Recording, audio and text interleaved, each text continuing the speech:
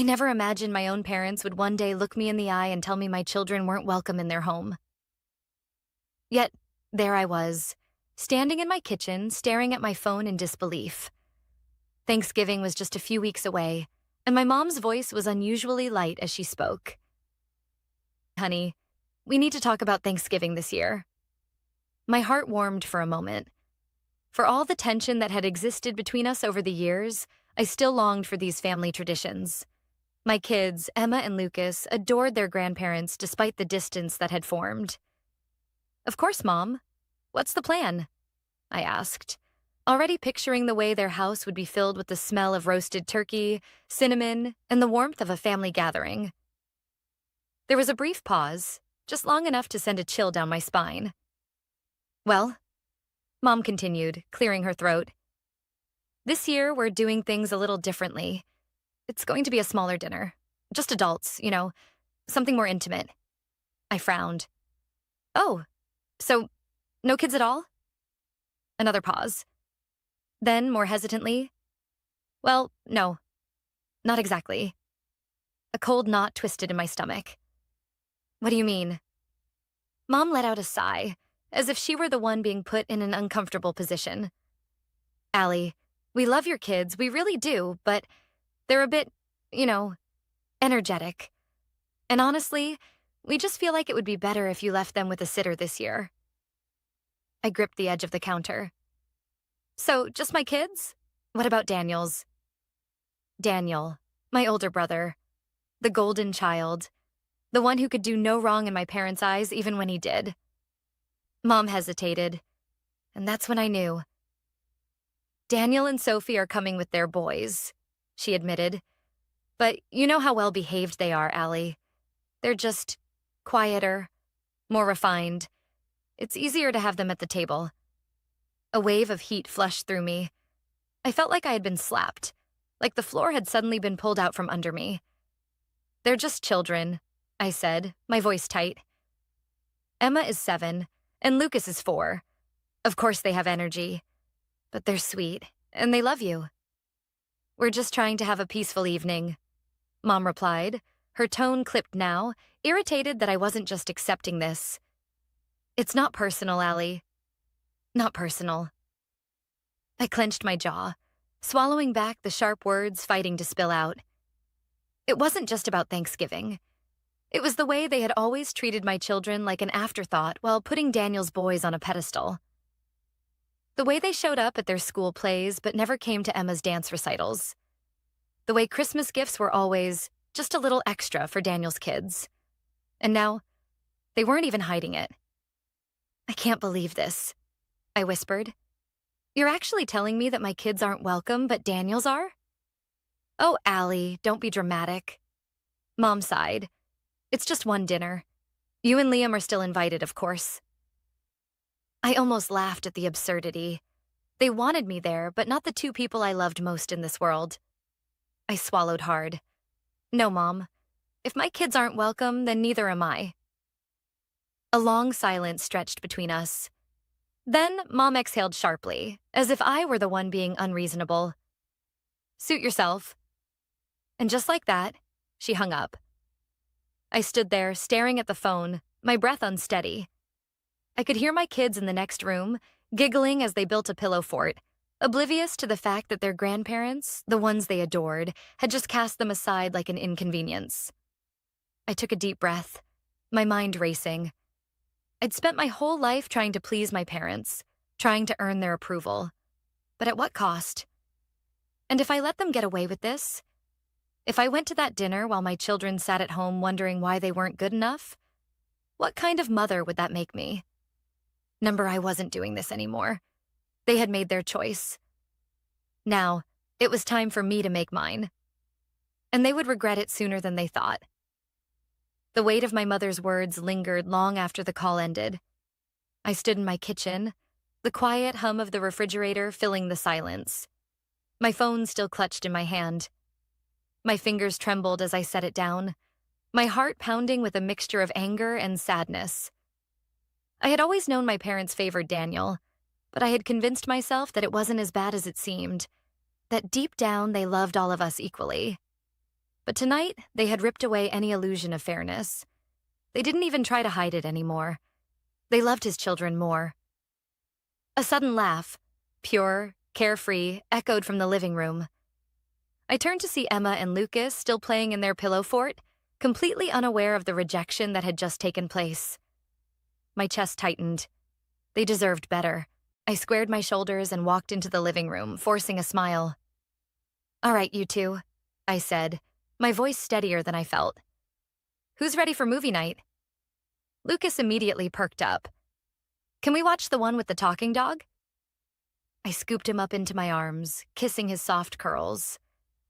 "Of course we can, buddy."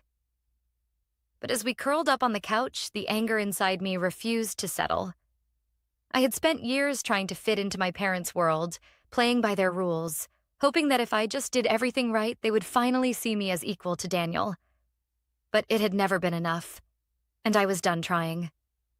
The next morning, I woke up to a text from my brother, Daniel. "Mom said you're being difficult about Thanksgiving. Why do you always have to make everything so dramatic?" I stared at the screen, my jaw tightening. Of course, she had already run to him. Me. "Oh, so she told you she uninvited my kids, but invited yours?" The typing bubbles appeared, then stopped. A minute passed before he finally responded. "Daniel. She just wants a calm dinner, Allie. You know how your kids can be a lot. A lot.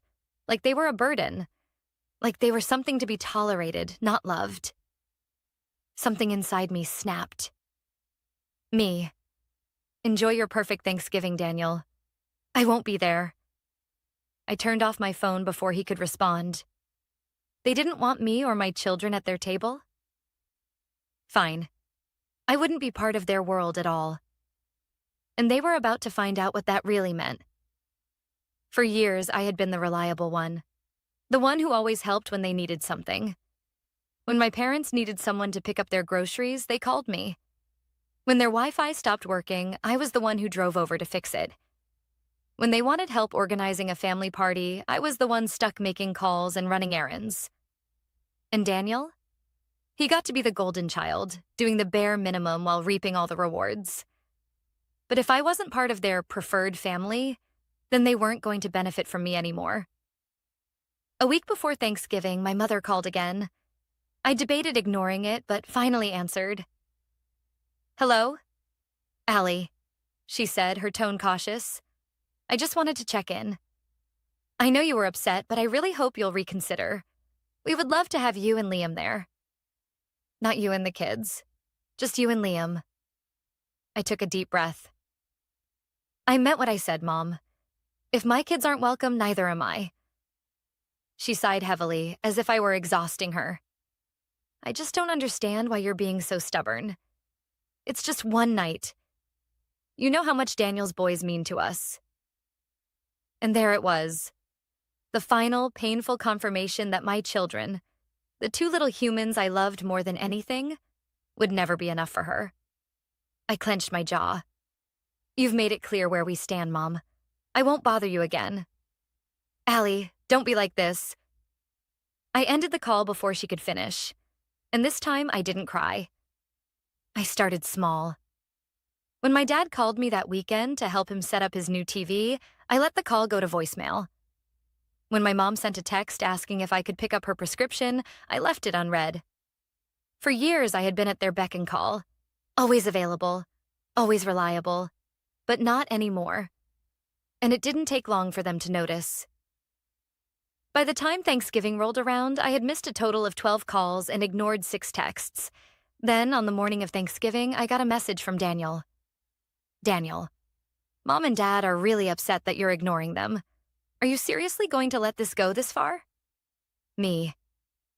It already went too far when they told me my kids weren't welcome. This time he didn't reply. I put my phone on silent and turned my attention to my real family. Emma and Lucas were at the table, helping Liam mix pancake batter. They were covered in flour, laughing hysterically. This was our Thanksgiving, and for the first time in years, I felt completely at peace. But little did I know, my parents weren't done yet, and their next move would be something I'd never forgive. Thanksgiving morning was peaceful in a way I hadn't experienced in years. No rushing to get the kids dressed in their best clothes, no stress over making the perfect side dish, no anxious glances at the clock to make sure we weren't late. Instead, we were in our own little world. Our home filled with laughter, the smell of pancakes and maple syrup hanging in the air. Emma and Lucas took turns stirring the batter while Liam flipped the pancakes with exaggerated skill, making them giggle every time he almost dropped one. And for the first time in a long time, I felt free. Then my phone rang. I glanced at the screen. Mom. I let it go to voicemail. A minute later, it rang again. And then again. Liam shot me a concerned look. Want me to turn it off? I hesitated, then shook my head. Number, if it's an emergency, I should at least know. I swiped to answer, keeping my voice flat. What is it, Mom? Oh, now you pick up, she huffed. I suppose you're just sitting at home feeling sorry for yourself while we're all here having a lovely dinner. I sighed. Mom, if you called to gloat, I really don't have time. That's not why I called. Her voice turned sharp. I need to ask you something. I pinched the bridge of my nose. What now? Did you cancel the credit card?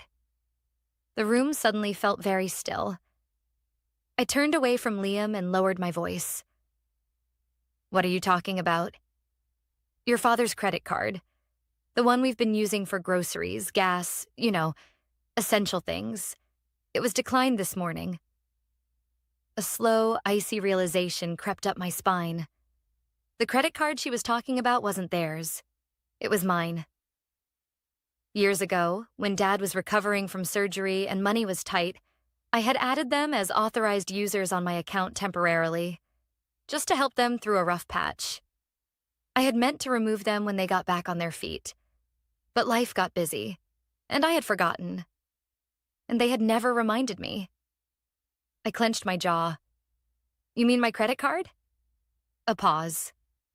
Then Mom scoffed. Oh, don't be so dramatic, Allie. It's just a card. You make good money, and we figured... You figured what? My voice was shaking now. That you'd just keep using my money? That I wouldn't notice? Oh, don't act like this is some big betrayal. We raised you. The least you could do is support us now. I inhaled sharply. Are you serious? After telling me my kids weren't good enough to come to Thanksgiving, you still expected me to keep paying for your groceries? Are you even hearing yourself? Mom let out a long, dramatic sigh. You know what, Allie? This is exactly why we don't like having difficult conversations with you. You always overreact. Overreact. I was done. You're right about one thing, I said, my voice dangerously calm. I did cancel the card. And since we're having honest conversations now, let me make something very clear. You won't see another cent from me. Ever. Mom gasped, as if I had slapped her. Allie, don't be ridiculous. I cut her off. And while we're at it, don't expect Christmas gifts, birthday gifts, or anything else either. You made your choice when you told me my kids weren't welcome. And now I'm making mine. Silence. Then, in a voice colder than I'd ever heard from her, she said, You'll regret this. And then she hung up. For a moment, I just stood there, gripping the phone so tightly my fingers ached. Then, slowly, I turned back toward the kitchen. Liam was watching me carefully. Everything okay? I forced a small smile. Yeah, I said, voice steadier than I felt. Just taking out the trash. He didn't ask any more questions. We spent the rest of the day in our own Thanksgiving, watching movies, baking cookies, playing board games. And for the first time in years, there was no underlying stress. No need to walk on eggshells. No pressure to be someone I wasn't. But as peaceful as it was, something told me this wasn't over. And I was right. Because my parents weren't just going to let their golden source of money walk away. And their next move would prove exactly what kind of people they really were. The silence from my parents didn't last long. 3 days after Thanksgiving, my phone lit up with an incoming call. Daniel, I debated ignoring it, but curiosity got the best of me. I exhaled sharply and answered, "What do you want?" "What the hell, Allie?" he snapped, skipping any pleasantries. "Mom just called me in tears saying you cut them off. What is wrong with you?" I closed my eyes, pinching the bridge of my nose. "Did she also tell you that they've been using my credit card for years without my knowledge?" A pause. "Well, she said you were helping them out." "Helping them out?" I let out a humorless laugh. "Daniel, they've racked up thousands of dollars on my account, without asking, while treating my kids like garbage. But sure, let's act like I'm the bad guy here." He sighed, clearly trying to control his frustration. "Look, I get that you're mad, but cutting them off completely? That's extreme." "You mean the way they completely excluded my children from Thanksgiving?" I shot back. "They just wanted a peaceful evening, Allie. Mom said your kids can be a little wild." My grip on the phone tightened. "Oh, I see. So they can use my money, but my kids aren't good enough for their table?" "Got it." He groaned. "You're twisting this." "No, Daniel, I'm finally seeing it for what it is." There was a long pause. Then his voice turned calculating. "Look, maybe we can work something out. What if you just kept helping them but set limits? Like a smaller monthly transfer? That way, no one has to suffer over a misunderstanding." A cold laugh bubbled up in my throat. "Let me get this straight. You want me to keep sending them money after they literally told me they love your kids more than mine?" "They didn't mean it like that," he grumbled. "They said it, Daniel." He had no response for that. After a moment, his voice turned stiff. "Fine. If you want to be selfish, that's on you. But don't expect Mom and Dad to forgive you anytime soon." I smirked, shaking my head. "I'll survive." Then, before he could argue, I hung up. For the next few weeks, my parents played the silent treatment game. No calls, no texts. I figured they were hoping I'd cave, come crawling back, begging for their approval like I always had. But what they didn't realize was that for the first time in my life, I didn't need it anymore. And just when I thought they'd finally given up, they pulled one last, desperate stunt. It was the week before Christmas when the letter arrived. Liam found it in the mailbox, his brow furrowing as he read the sender's name. "It's from your parents." I stiffened. "Oh, great. Let me guess. Guilt, manipulation, or straight-up gaslighting?" He smirked. "Why don't we find out?" I took the envelope, my stomach twisting as I tore it open. Inside was a formal legal document. My breath caught as I read the words. They were demanding reimbursement for years of emotional and financial support. I let out a disbelieving laugh. "You've got to be kidding me." Liam took the letter, scanning it quickly. "They're saying you owe them for raising you and for all the financial sacrifices they made for your well-being." He looked up, jaw tightening. "Are they actually trying to bill you for your own childhood?" Apparently they were. They had even included itemized costs, things like food, clothes, school supplies, medical expenses, from when I was a child. And at the bottom of the page, a final sum. $78,542. I blinked. They seriously think I'm going to give them nearly 80 grand? Liam scoffed. They must be desperate. I exhaled slowly, anger burning through me. This wasn't about money. This was control. A final, desperate attempt to pull me back into their grip. I looked at Liam, my mind already made up. I think it's time I pay them a little visit. The next day, I drove to my parents' house, gripping the letter in my hands. I knocked, and when Mom opened the door, her face immediately hardened. "Oh, so now you show up." I didn't rise to the bait. I held up the letter. "You seriously thought this would work?" She folded her arms. "It's what's fair." I let out a sharp laugh. "Fair? You want to charge me for being your child while expecting free money from me for the rest of your lives?" Dad appeared in the doorway, his expression smug. We sacrificed a lot for you, Allie, and now you're abandoning us. I stared at them, shaking my head. No, Dad, you abandoned me when you made it clear that my kids weren't good enough, when you lied and stole from me, when you put a price tag on my worth. Mom's lips pressed into a thin line. If you don't want to pay, then I guess we'll have to involve lawyers. I met her gaze, unfazed. Go ahead. She blinked. What? I crossed my arms. Take me to court. Try to explain to a judge why you're suing your own daughter for expenses from 20 years ago. See how that goes. Silence. For the first time, they looked unsure.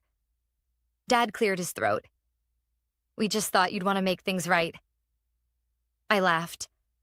Oh, I am making things right. Right now. I ripped the letter in half, watching their eyes widen. I am done being your personal ATM. Mom gasped. You ungrateful little... I turned on my heel. Merry Christmas, I called over my shoulder, striding back to my car. And for the first time in my life, I felt lighter. As I drove away, I realized something. They weren't upset about the money. They were upset because for the first time ever, I had all the power. And I wasn't giving it back. I thought that after ripping up their ridiculous demand for money, my parents would finally back off. That maybe, just maybe, they would sit in the wreckage of their own arrogance and realize that they had pushed me too far. But people like them? They don't change. They just escalate. It started small. A text from Mom 2 days before Christmas. Mom, Allie, this is ridiculous. We're family. You don't turn your back on family over a silly argument. I ignored it. The next day, another message. Mom, we forgive you. Come to Christmas dinner and we'll forget this ever happened. I almost laughed. They forgive me? Then, a few hours later, one from Daniel. Daniel. They're really hurting, Allie. Just apologize so we can move on. I rolled my eyes. Of course, in his world, I was the one who had done something wrong. I typed out a response. Me. Funny. They weren't hurting when they were stealing from me, or when they told me my kids weren't welcome. I think they'll survive. I hit send and blocked his number. Then Christmas Eve arrived. Liam and I had just put the finishing touches on the tree, and Emma and Lucas were in their pajamas, dancing around the living room, too excited to sleep. It was perfect. And then the doorbell rang. Liam and I exchanged a look. No way, he muttered. I walked to the door and peered through the peephole. Sure enough, Mom and Dad. I considered ignoring them, but then I spotted what they were holding. A giant, beautifully wrapped box. I sighed and opened the door. What do you want? Mom's face lit up with forced cheerfulness. Merry Christmas, sweetheart. Dad held out the gift. For the kids. I folded my arms. No thanks. Mom's smile wavered. Allie, don't be stubborn. Let's not ruin Christmas over this. You already ruined Christmas, I shot back. When you told me my children weren't good enough for your table. Remember that? Her mouth opened, then closed. Dad sighed. Come on, Allie, let's just be a family again. I stared at them, feeling nothing but exhaustion. You don't want to be a family, I said quietly. You want me to go back to being useful. Their silence told me everything I needed to know. I shook my head. Take your gift and go. Mom's expression hardened. Allie, don't be selfish. Think about the children. I smiled coldly. I am thinking about the children. That's exactly why you're not in their lives anymore. Dad's jaw tightened. You really want to do this? I exhaled. I already did. And with that, I shut the door in their faces. That night, we had the best Christmas ever. Emma and Lucas tore into their presents, their laughter echoing through the house. We drank hot cocoa, played board games, and watched Christmas movies until they fell asleep on the couch. And for the first time in my life, Christmas wasn't about trying to prove myself. It was about us. Real family. Chosen family. The kind that doesn't come with conditions. The kind that doesn't make you earn love. The kind that loves you because they want to, not because they expect something in return. I thought that was the end of it. That after being cut off financially, humiliated at Christmas, and rejected at my front door, my parents would finally accept that I was done.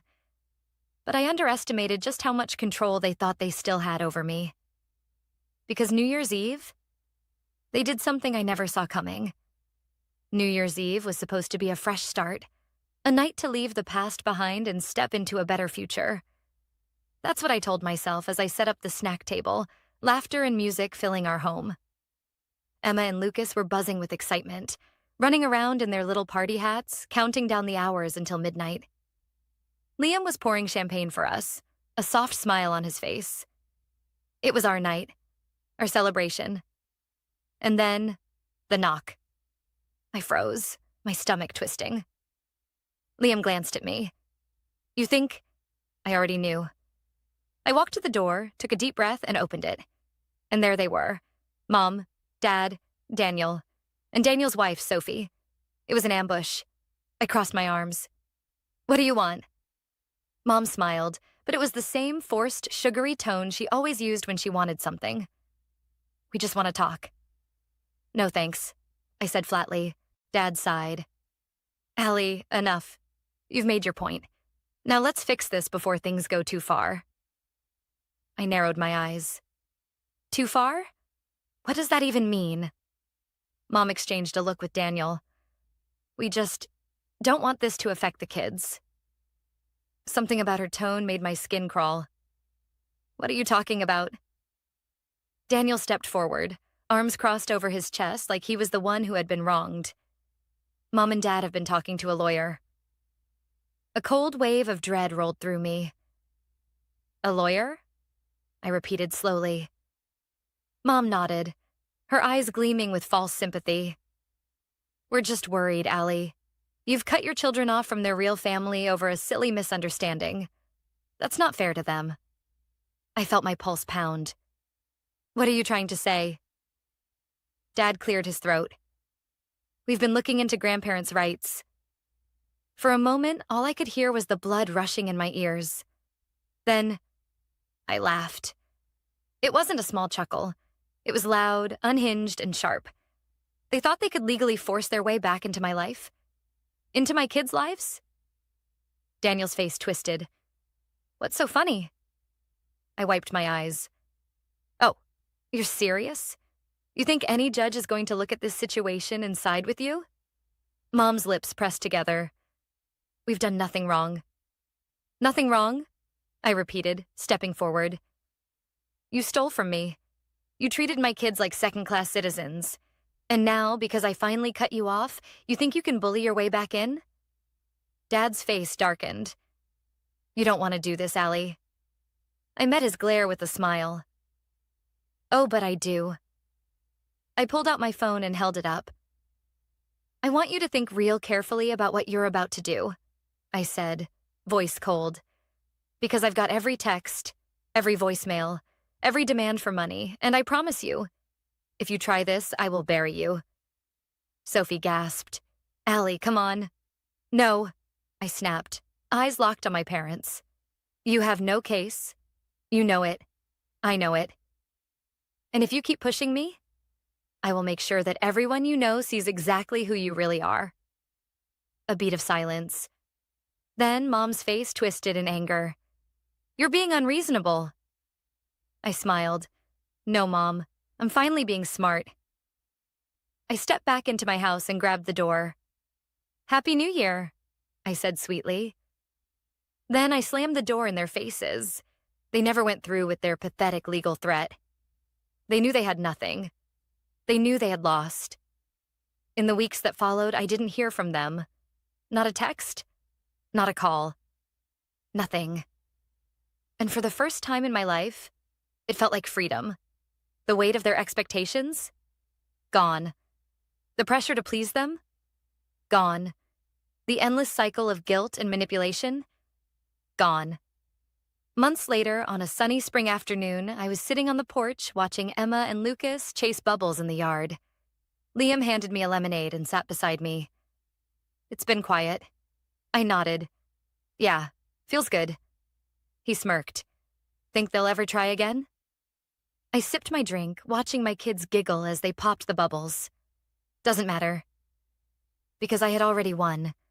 I had my kids, my real family, and I'd never let anyone make them feel unwanted again.